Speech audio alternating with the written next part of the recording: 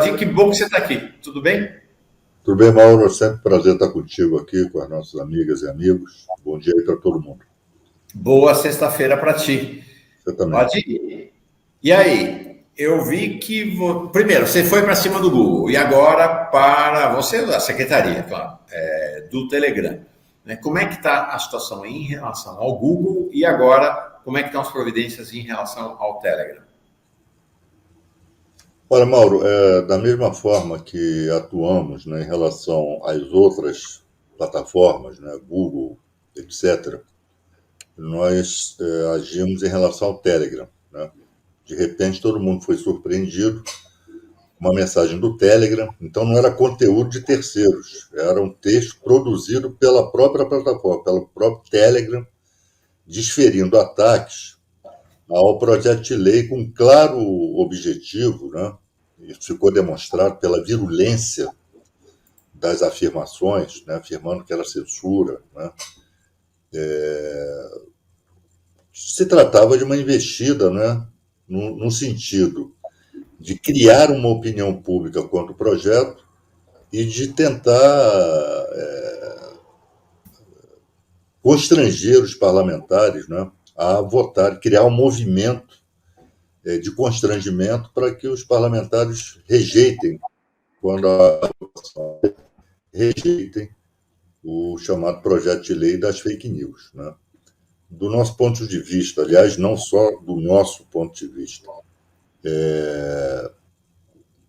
ponto de vista da Suprema Corte, do Ministério Público Federal, de diversos órgãos, né, das instituições brasileiras, a Secretaria Nacional do Consumidor também entende que se trata de uma publicação ilegal, né, dissemina inverdade, né, que tenta estabelecer uma dimensão de verdade única, né, já que não informa ao conjunto dos seus consumidores e consumidoras de que forma que esses e essas podem se manifestar caso sejam favoráveis ao projeto. Então, Mauro, nós notificamos o Telegram, né, querendo saber, vem cá, onde está autorizado nos termos de uso de vocês esse tipo de prática? Em que dispositivo da Lei Geral de Proteção de Dados vocês estavam autorizados a se valer dos dados dos usuários, dos consumidores, para enviar essas mensagens que não foram solicitadas? Né? E assim, e diversas outras, né, indagações, né, para que o Telegram responda sob pena de desobediência e se submeter às sanções previstas, né, na lei que estão ao nosso alcance adotar.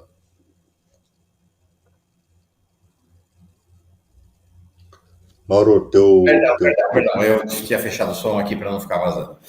Dá para sentir em Brasília, na sua ação no governo, esta pressão, porque parece um rolo compressor das plataformas, sempre bom lembrar, né? As 5 plataformas são hoje as maiores, as mais milionárias empresas do mundo. É um poder econômico e político muito grande, né, Vadim?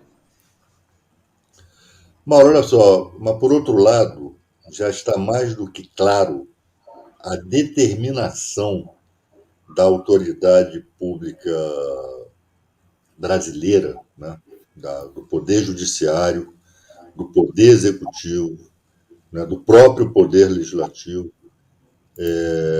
no sentido de enfrentar essas plataformas. Enfrentar no sentido de não aceitar que elas não se submetam à lei brasileira.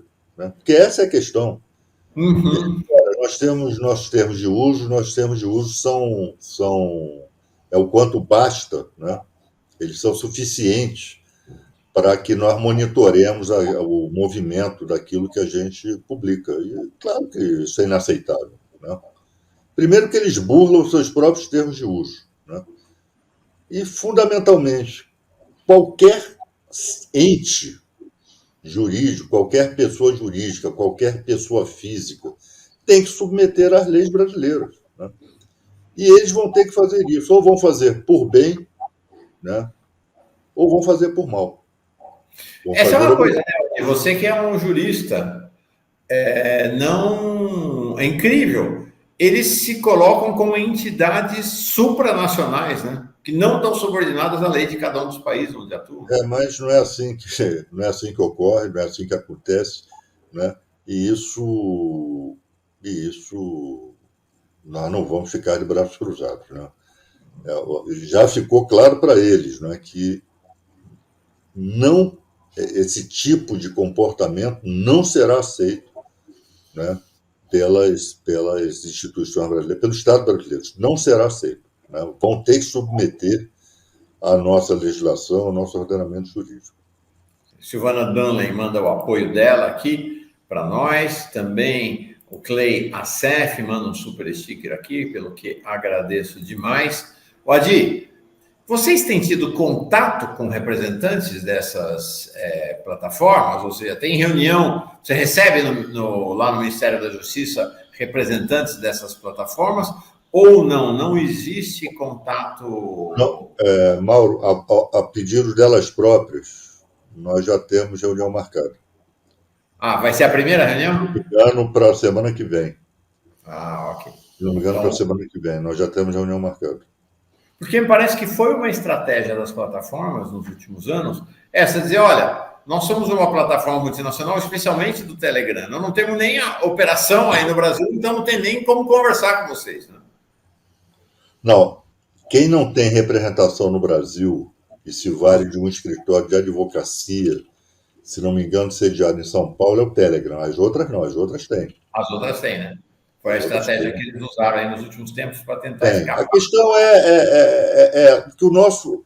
Que aí diga-se também, Mauro, o Marco Civil da Internet, que é de 2014, lá do seu famoso artigo 19, e é nesse dispositivo que elas também se baseiam para dizer que não são obrigadas a moderar conteúdo, a não ser que venha decisão judicial que as obrigue a fazer isso.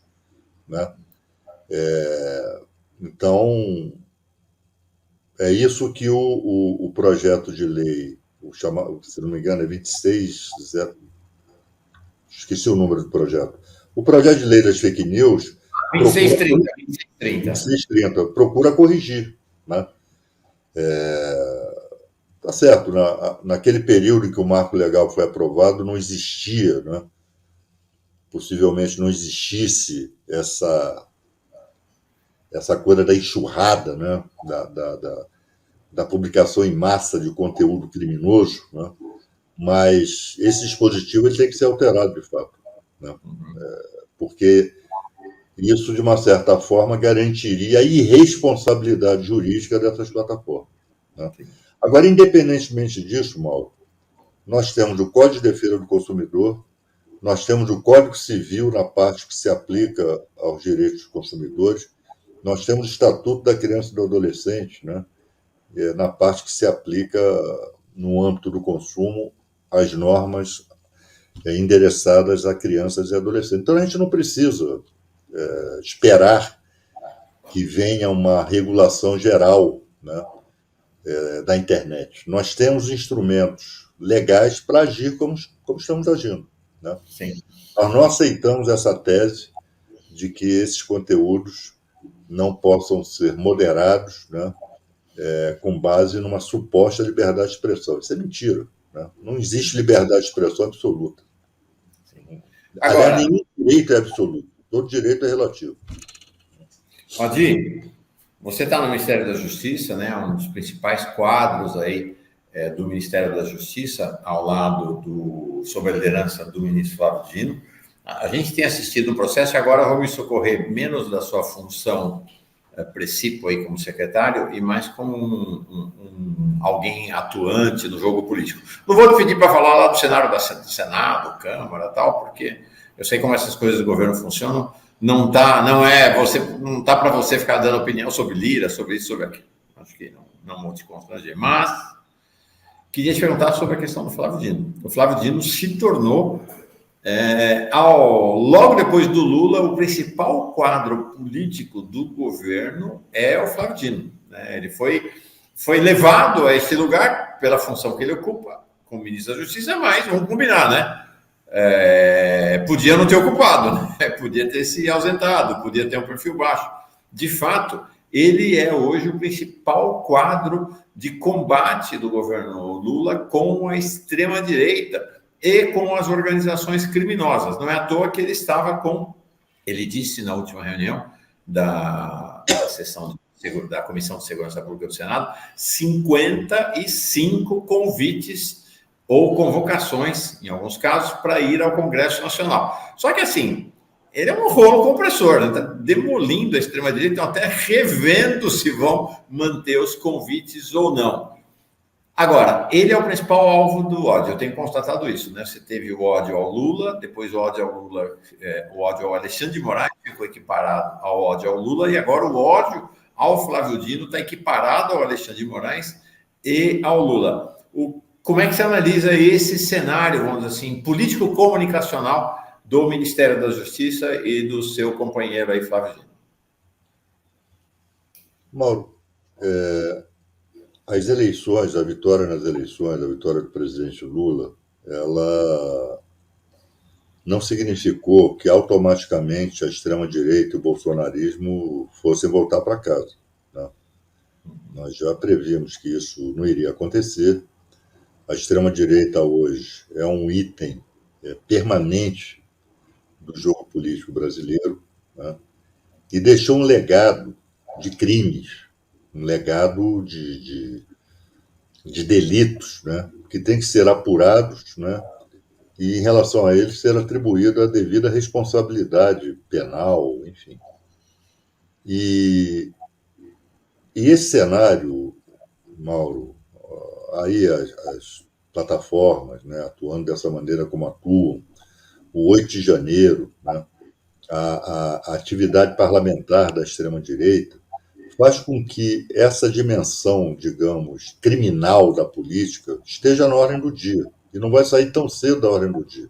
Então, nesse sentido, isso faz com que o Ministério da Justiça, né, você pode ter uma determinada conjuntura em que a questão principal seja a questão econômica, seja a questão ambiental. Na altura dos acontecimentos aqui no Brasil, a questão fundamental é da justiça, né? Do sistema de justiça no enfrentamento à delinquência de extrema-direita, que ainda não foi devidamente engavetada aqui no Brasil, né? É um longo caminho a ser percorrido. Então, nesse sentido, o Ministério da Justiça ganha protagonismo. E quem está à frente do Ministério da Justiça é um quadro político, jurídico, né, de primeira qualidade, né, que é o caso do Flávio Dino, né? O que facilita também o trabalho do Flávio, né, faz com que ele, como se diria vulgarmente, deite e role, é também a fraqueza intelectual, moral, né, e política da extrema-direita brasileira, particularmente da extrema-direita parlamentar, né? Essa turma, eles são valentões de internet, né? Quando vem para a vida real, quando o embate se dá na vida real, eles têm muita dificuldade, né? Mal sabem construir uma frase, mal sabem construir um pensamento, né? São absolutamente ignorantes, né, da questão jurídica, da questão legal, né? Eles acham que conseguiriam envolver o Flávio Dino nos acontecimentos do dia 8, dizendo que ele sabia que ia acontecer e não fez nada para que não acontecesse. Então o Flávio vai lá, deita e rola, né? Debocha, ironiza, né? Destila conhecimento que para eles é inalcançável, né? Eles são inalcançáveis, enfim.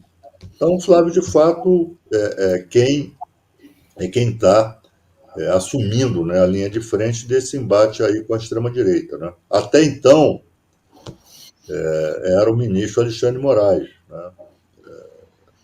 Agora, é claro também que o judiciário tem as suas limitações, o judiciário só pode agir se provocado, enfim.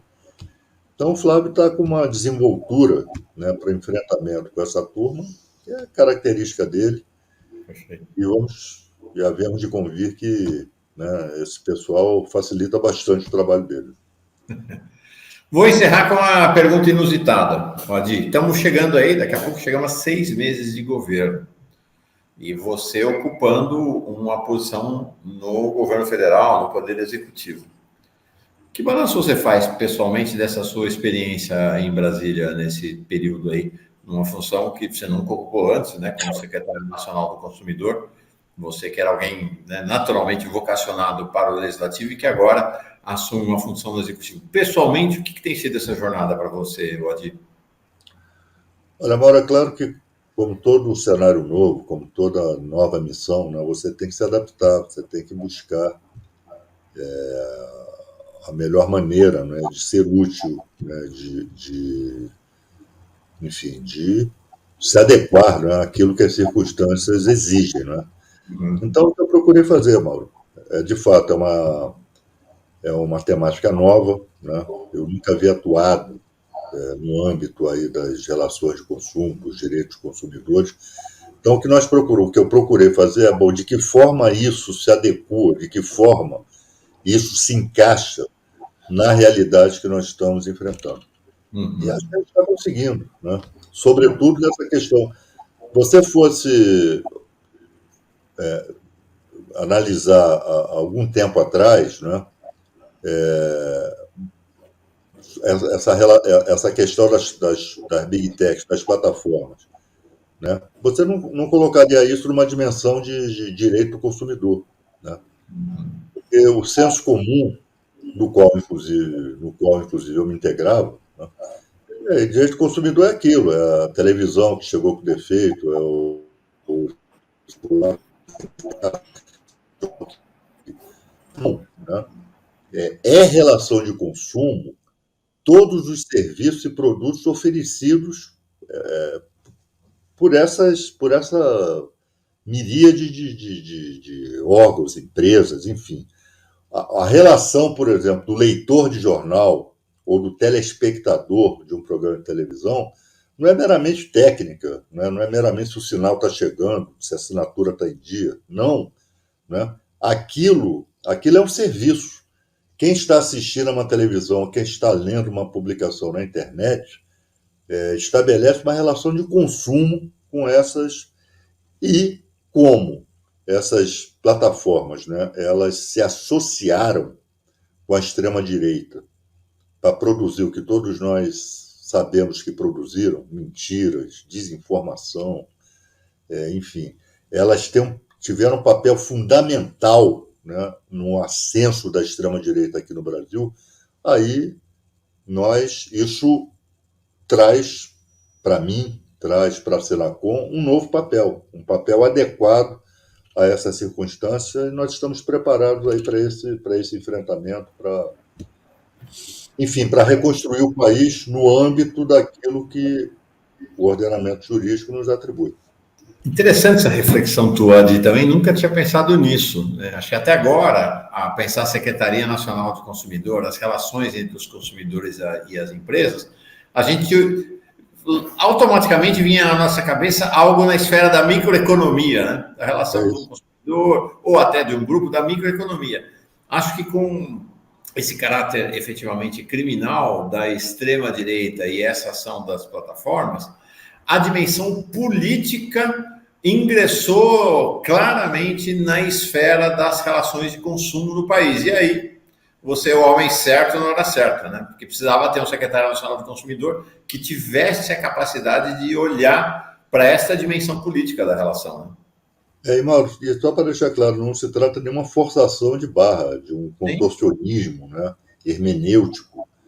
Não, vamos aqui, para justificar, né, a nossa atuação, vamos inventar aqui uma interpretação, né, para dizer que isso aqui é relação de consumo. Não é relação de consumo, é relação de consumo, definida legalmente. Né?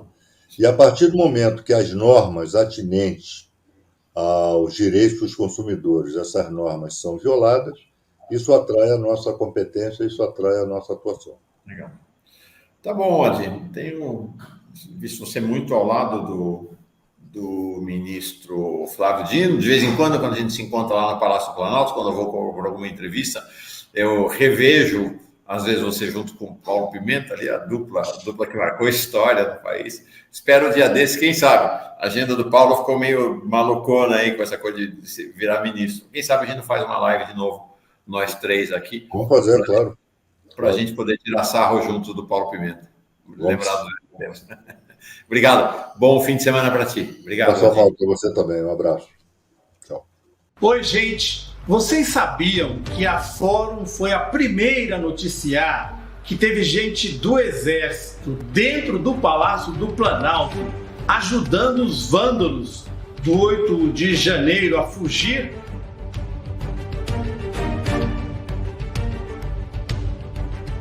Pois é, essa pessoa hoje se tornou testemunha oficial e só agora está sendo descoberta pela mídia convencional. Você que nos acompanha há muitos anos não fica surpreso, né? Tivemos juntos no golpe contra Dilma, na perseguição ao Lula pela Lava Jato e durante o pesadelo que foi o governo Bolsonaro. Então você sabe melhor do que ninguém, fomos alvos de ações na justiça muito custosas. Por isso, a Fórum Filmes pede a sua contribuição para fazer um documentário sobre o dia histórico do 8 de janeiro, com informações e entrevistas exclusivas. Da mesma maneira que já antecipamos essa testemunha-chave para todo o processo. O Renato Rovai, futuro cidadão honorário de Sinop, Adri De Lorenzo e toda a turma da Fórum, inclusive eu, contamos mais uma vez com a sua ajuda para poder apresentar esse trabalho. Quem não puder, mesmo que um pensamento positivo já nos ajuda. Muito obrigado.